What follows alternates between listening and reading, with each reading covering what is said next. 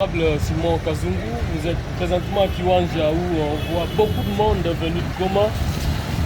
Quel est votre constat? Oui, monsieur le journaliste, vous constatez que le peuple est, comme quand disait Jésus, est abandonné et c'est comme des brebis qui sont sans berger.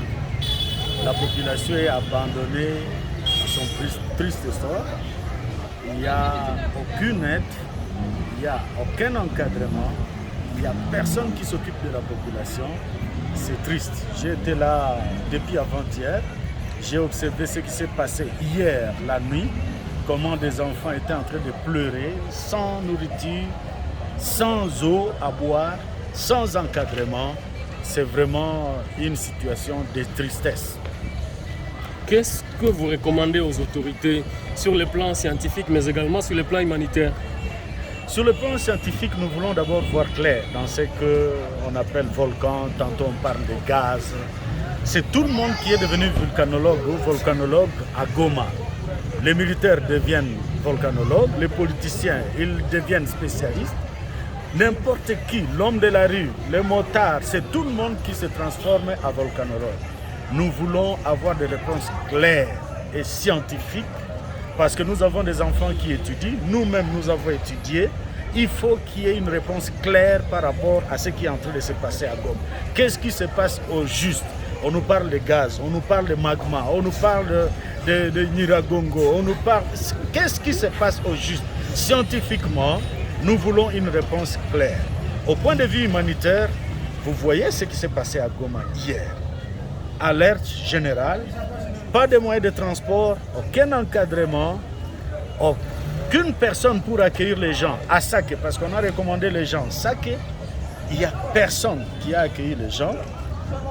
Le dollar a pris le prix que n'importe qui voulait. La nourriture, des gens vendaient une louche, juste des pommes de terre, à $1. Donc c'est la catastrophe, monsieur le journaliste.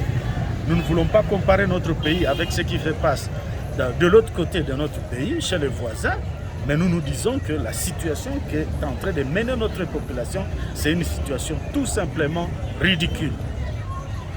Il faut que l'assistance vienne, il faut que les gens rentrent sur Goma pour survivre.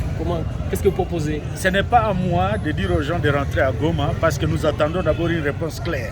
Qu'est-ce qui va se passer à Goma, moi et vous, nous ne savons pas. Je sais que vous êtes journaliste.